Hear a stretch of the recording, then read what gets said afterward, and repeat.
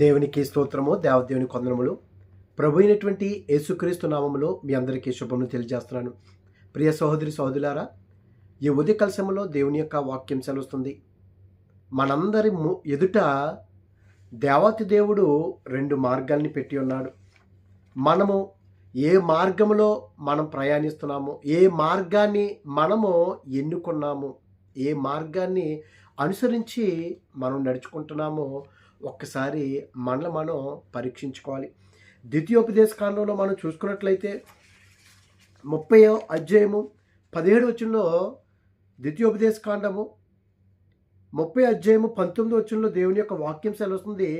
నేడు జీవమును మరణమును, దేవుడు మన ఎదుట రెండు మార్గాలను పెట్టాడు.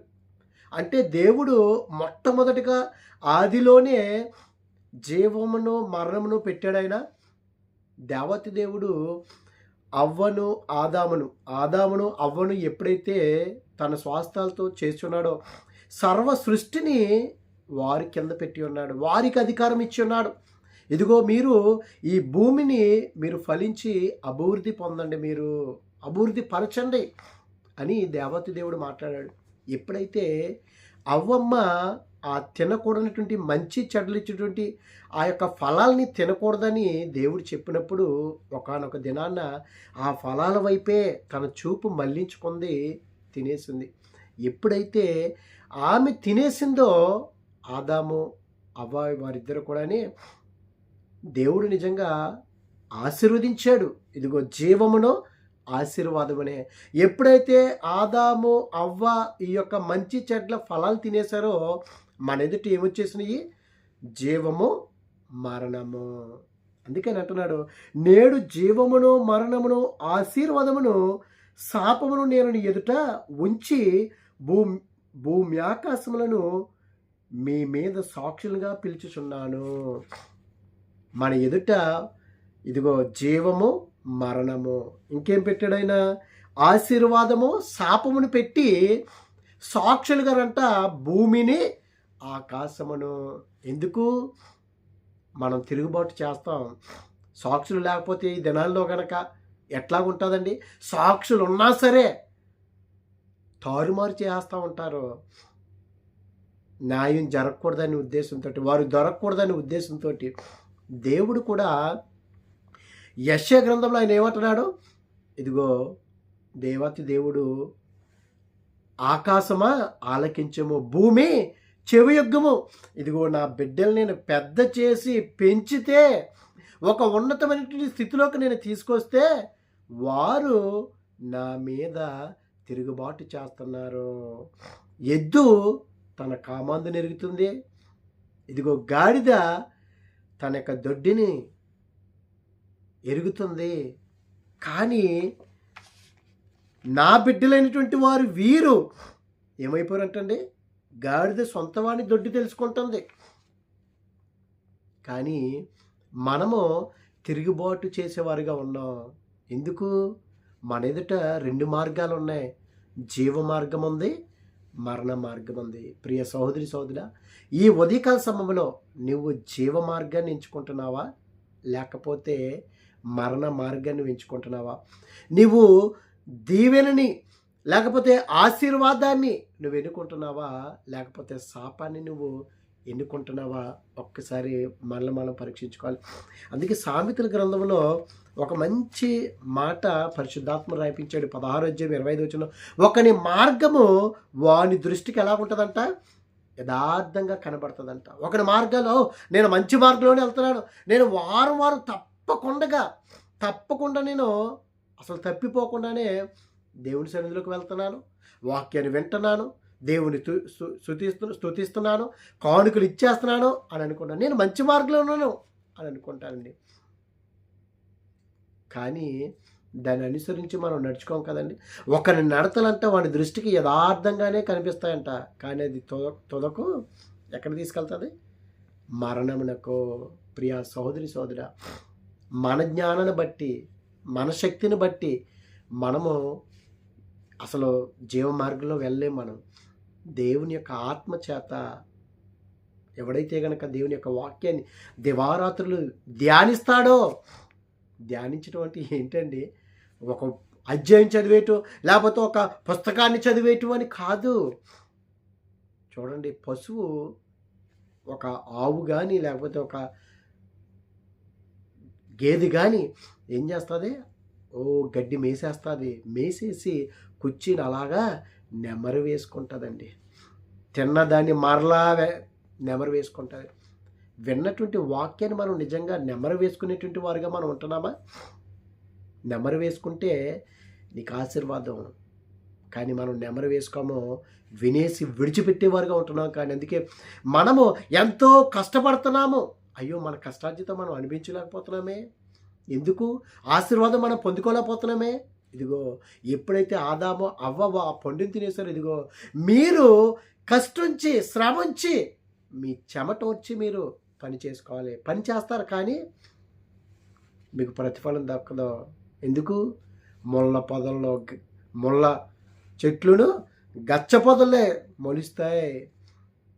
మనం ఏ మార్గాన్ని మనం ఎంచుకున్నామో ఒకసారి మనలో మనం పరీక్షించుకున్నట్లయితే దేవతి దేవుని యొక్క వాక్యం చేస్తుంది. మన ఎదుట జీవము మరణము 2 మార్గాలు ఉన్నాయి. ఇదిగో ఆశీర్వాదము శాపము దేవుడు మన ఎదుట ఉంచి ఉన్నాడు.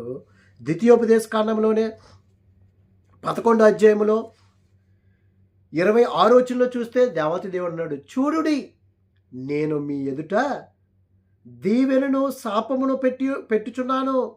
నేడు నేను మీకు ఆజ్ఞాపించు మీ దేవుడైన యెహోవా ఆజ్ఞలను మీరు విని ఎడల దీవెనయు, మీరు మీ దేవుడైన యెహోవా ఆజ్ఞలను వెనక నేడు నేను మీకు ఆజ్ఞాపించు మార్గమును విడిచి మీరు ఎరుగురని ఇతర దేవతలను అనుసరించిన ఎడల శాపమును మీకు కలుగును.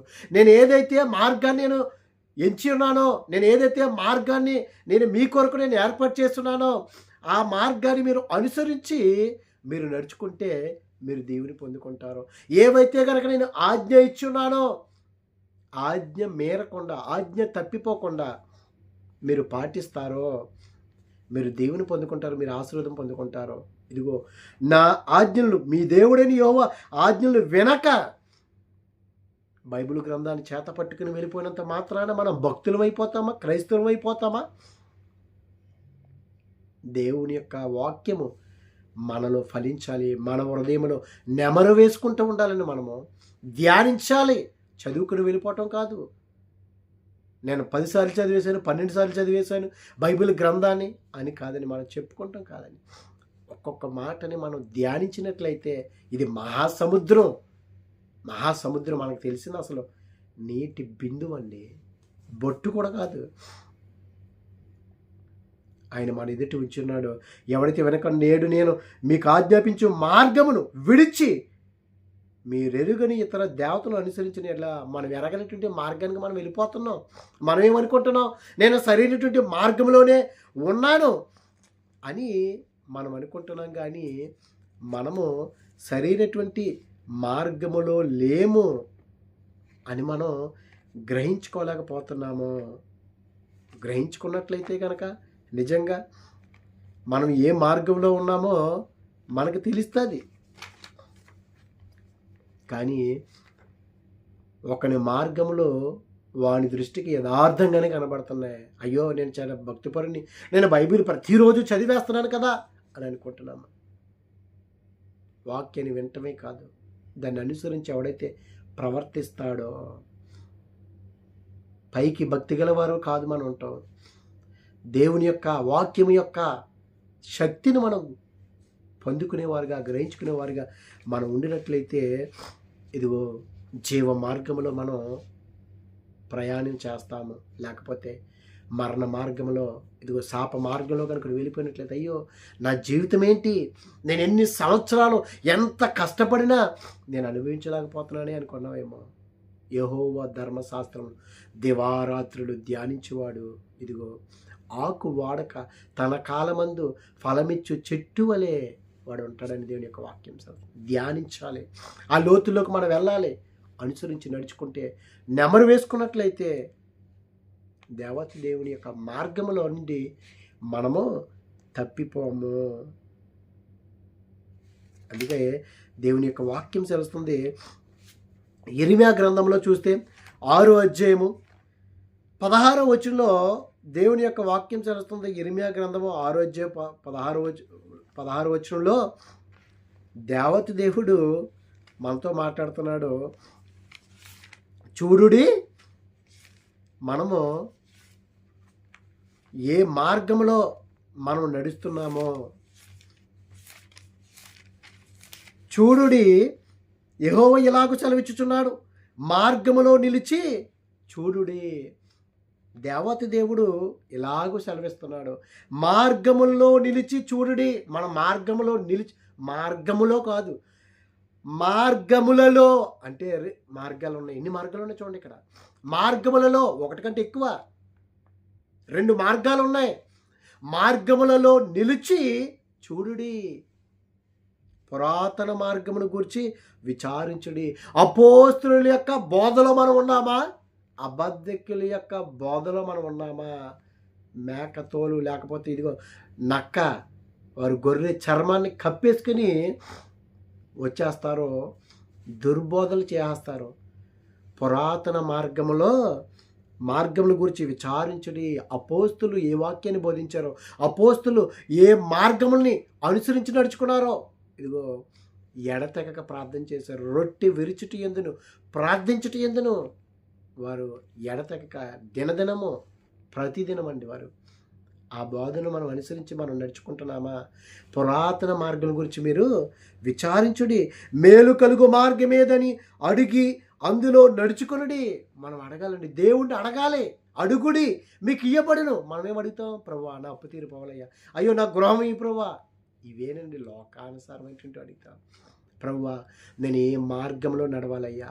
ఇదిగో నా ఎదుట 2 మార్గాలు ఉన్నాయి ప్రభువా, ఏ మార్గంలోకి నేను వెళ్ళాలో నాకు తెలియట్లేదయ్యా. జీవ మార్గంలో, ఆశీర్వదించేటువంటి మార్గంలో, దేవుని పొందుకునేటువంటి మార్గంలో నన్ను నడిపించు ప్రభువా అని అడిగినట్లయితే, ఇదిగో మేలు కలుగు మార్గం ఏదని అడుగుడి, అందులో నడుచుకొనుడి, అప్పుడు మీకు నెమ్మది కలుగును. అయితే వారు మేము అందులో నడుచుకొనమని, చూడండి, ఎవరికైనా సరే మంచి చెప్తే, గద్దిస్తే వారికి అస్సలు నచ్చదండి. నచ్చుతుందా? అస్సలే నచ్చదు. వారిని గద్దిస్తే కనుక అస్సలే నచ్చదు. అందుకే కీర్తనాకారుడు చక్కటి మాటలు రాశాడండి. కీర్తనాకారుడు నిజంగా దేవతి దేవుడు పరిశుద్ధాత్ముడు రాయిపించాడు. మనం ఎవరైనా సరే గద్దిస్తే సంఘం మానేస్తాం. ఎవరైనా గద్దిస్తే, సత్యమైనటువంటి మాటలు మాట్లాడితే, పనికి వచ్చేటువంటి మాటలు, సరైనటువంటి మార్గాన్ని మనకు బోధిస్తే మనం ఏం చేస్తాం? ముఖం తిప్పేసుకుంటాం, సనుక్కుంటాము, అవసరమైతే వెళ్ళిపోతాం వారి దగ్గర నుండి, మళ్ళీ రాము ఇంక మనం. కానీ దావీదు గారు ఏమంటున్నారో చూడండి. ఒకరు గద్దిస్తే మనం తెలుసుకోవాలండి, ఆ గద్దింపునకు మనం లోబడాలి. లోబడి మనం జీవించినట్లయితే మనం ఏ మార్గంలో మేలు కలుగు మార్గం ఏదైనా అడుగుడి, అందులో నడుచుకునుడి, అప్పుడు మీకు నెమ్మది కలుగును. మేలు కలిగేటువంటి మార్గంలో మనం నడుచుకున్నట్లయితే, పురాతన మార్గంలో మనం విచారించి తెలుసుకుని నడుచుకున్నట్లయితే మన జీవితంలో ఇదిగో నెమ్మది. అయితే వారు మేము అందులో నడుచుకోవడమని చెప్పుచున్నారు. అయినా మేము వెళ్ళాం. మేలుకరంగా సత్యాన్ని చెప్తే, ప్రభు అయినటువంటి యేసుక్రీస్తు వారు ఇదిగో నేనే మార్గమును, నేనే సత్యమును, నేనే జీవమును అని చెప్తే ఒక్కడు వినలేదండి. ఆ పర్ణశాల పండగలో చివరి దినాన్న 8వ రోజున నేనే మార్గమును, ఆ యాజకుడు వెళ్ళి ఆ సిలోహు ఆ యొక్క నది దగ్గరికి వెళ్ళి ఆ నీళ్ళు తీసుకొచ్చి బలిపీఠ యుద్ధ దగ్గర వేస్తున్నప్పుడు, ఇదిగో ఈ నీళ్ళు కాదయ్యా, నీవిచ్చేటువంటి జీవజలాలు అని అన్నప్పుడు యోహాను సువార్త 7వ అధ్యాయంలో మనకు కనబడుతుంది. నేనే జీవజలాల్ని అని అంటే ఆయన బిగ్గరగా అరిశాడు. ఒక్కడు వినలేదండి. సత్యాన్ని ఎవడు వినరు. గద్దించే మాటలు అవసరం లేదు. దావీదు గారు ఇక్కడ ఏమన్నారు చూడండి. నీతిమంతులు నన్ను కొట్టుట నాకు ఉపకారము, వారు నన్ను గద్దించుట నాకు తైలాభిషేకం. ఈ దినాల్లో ఎవరిని కూడా గద్దించకూడదు. గద్దించేటువంటి వాక్యం చెప్తే ఏం చెప్పాడండి వాక్యం, అదే కనుక మెప్పించేటువంటి మాటలు, మనసును కనుక ఆహ్లాదకరంగా అనిపించేటువంటి మాటలు, జోకుల్లాగా తీయటి మాటలు, మాట్లాడితే ఎంత బాగుంటుందండి. గద్దించే మాటలు వద్దు. సరైనటువంటి మార్గాన్ని గనక, ఆ మార్గం గురించి కనుక మనం మాట్లాడితే వారికి నచ్చదండి. ఈ దినాల్లో అనేక మంది ఉన్నారు వినసొప్పకుండా ఎంతసేపు ఇవే. కానీ దేవుడు మన ఎదుట 2 మార్గాలు ఇట్టాడు. పురాతన మార్గాల గురించి విచారించి తెలుసుకోనండి. మేలుకరమైన మార్గంలో మీరు నడిచినట్లయితే మీ జీవితాల్లో నెమ్మది ఉంటుంది, మీ జీవితాల్లో ఆశీర్వాదం ఉంటుంది, మీ జీవితాల్లో దీవెన ఉంటుంది, ఇదిగో మీ జీవితాల్లో సంతోషం ఉంటుంది. నేను ప్రతి వారం వాక్యం బోధించేస్తున్నాను కదా, ప్రతి వారం నేను సంఘానికి వెళ్ళిపోతున్నాను కదా, నీ భ్రమలో ఉంటున్నామేమో మనం. వాక్యాన్ని నెమరు వేసుకుంటున్నావా? వాక్యాన్ని ధ్యానిస్తున్నావా? వాక్యాన్ని అనుసరించి ప్రవర్తించి నువ్వు నడుచుకుంటున్నావా? గద్దించే మాటలకు నువ్వు, వాక్యానికి నువ్వు లోబడుతున్నావా? లేకపోతే తీయటి మాటల కొరకే నువ్వు ఎదురు చూస్తున్నావేమో. ఇదిగో నీతిమంతులు నన్ను కొట్టుట నాకు ఉపకారము, వారు నన్ను గద్దించుట నాకు తైలాభిషేకం అంటున్నాడండి దావీదు మహారాజు. నీతిమంతులు నన్ను కొట్టుట నాకు ఉపకారం. కొట్టడం కాదు, ఒక్క మాట అంటే చాలు, వ్యతిరేకత లేకపోతే వెళ్ళిపోవటం. కొట్టటమే అన్నారే అంగానే దావీదు మహారాజు గారు. నీతిమంతులు కొట్టినా సరే నేను పడుతున్న నాకు ఉపకారం, అది నాకు ఉపకారం, వారు గద్దించుట నాకు తైలాభిషేకము. ఈ దినాల్లో గద్దించే వాళ్ళు ఇష్టపడరండి. గద్దించే వాళ్ళు అవసరం లేదు. తీయటి మాటలు చెప్పి వాళ్ళు ఏ మార్గంలో నడిపించేస్తారో సాతాను మార్గంలోకి నడిపించేస్తారు. సత్యమైనటువంటి వాక్యాన్ని, ఏది నిజమైనటువంటి ఆశీర్వాదకరం, ఇదిగో దేవత దేవుడు అంట నీ దుష్టత్వం నుండి మళ్లించటమే కదా నిజమైనటువంటి ఆశీర్వాదం.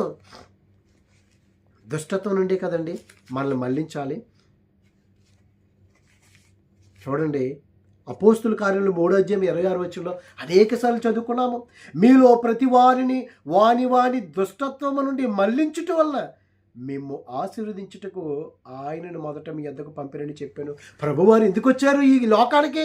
మన పాపాల నుండి విముక్తి కలిగించడానికి, మన యొక్క దుష్టత్వం నుండి మళ్లించటానికి, మనల్ని ఆశీర్వదించుటకు ఆయన మొదట మీ యొద్దకు పంపినని చెప్పాను.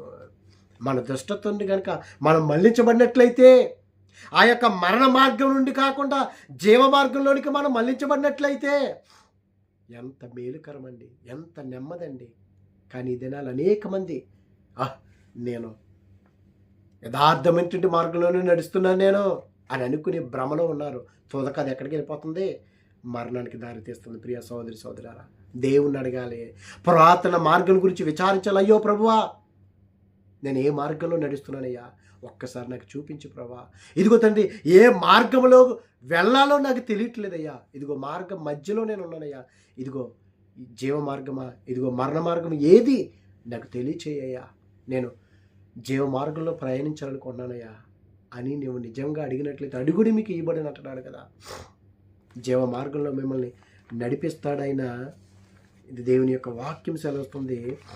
మనము మన ఎదుట 2 మార్గాలు, జీవ మార్గమా మరణ మార్గం, శాపమా ఆశీర్వాదమా, నువ్వేది కోరుకుంటున్నావో చూసుకున్నట్లయితే, చివరిగా చూస్తే పరమగీతంలో దేవత దేవుడు అంటాడు. పరమగీతంలో మొదటి అధ్యాయంలో చూసుకున్నట్లయితే, పరమగీతంలో మొదటి అధ్యాయంలో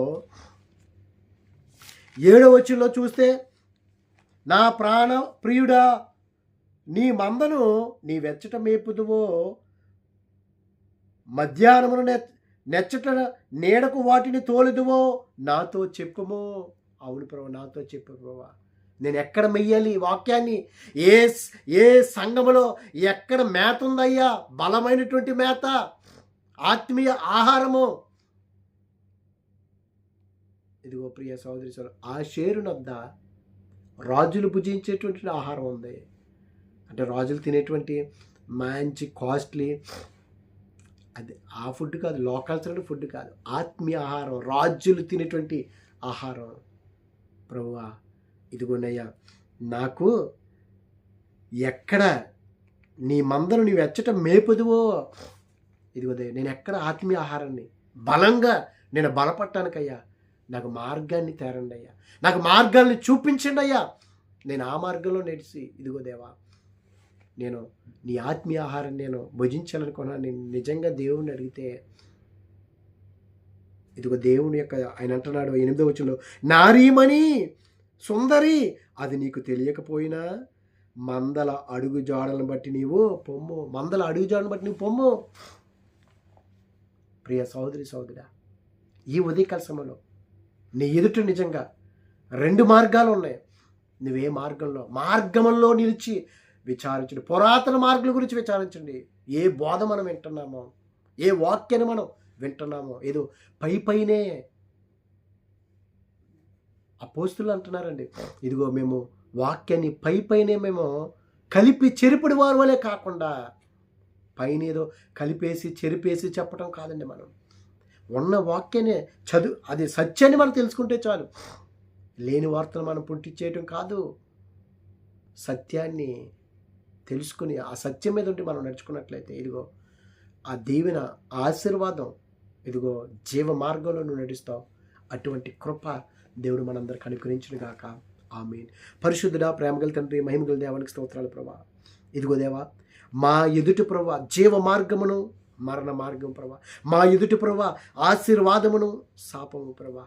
ఇదిగో తండ్రి, మేము ప్రభా మార్గములలో మధ్యలో మేము నిలిచి ఏ మార్గంలో మేము వెళ్ళాలో ప్రభా, పురాతన మార్గం గురించి మేము విచారించి మేలు మార్గంలో ప్రభా మేము నడిచినట్లయితే మాకు నెమ్మది అంటున్నావయ్యా. ఇదిగో తండ్రి, వారు వినకుండానట్లు ఉన్నారయ్యా. వారు వింటలేదయ్యా. ఈ మేలు మార్గము, ఈ పురాతన మార్గంలో ప్రయాణించమంటే వారు మాకు అవసరం లేదంటున్నావు. అందుకే భూమి ఆలకించము, ఆకాశమా భూమి చెవియొగ్గము, ఆకాశమా ఆలకించమంటున్నావయ్యా. వారిని సాక్షులుగాను పెట్టుకున్నావయ్యా. ఇదిగో మేము ఏ మార్గాలు మేము ఎంచుకున్నామో మా మార్గాలు మా దృష్టికి యథార్థంగానే ఉంటున్నాయా, కానీ అవి చివరికి తుదకు మరణానికి దారితీస్తున్నాయి. మరణం కాదయ్యా, జీవాన్ని మాకు ప్రసాదించమని నిరంతరము ప్రభా నీ జీవ మార్గంలో మేము జీవించడానికి నీ కృపలో మమ్మల్ని భద్రపరచమని క్రీస్తు నామమున అడుగుచున్నాం పరమ తండ్రి. ఆమేన్, ఆమేన్. God bless you all.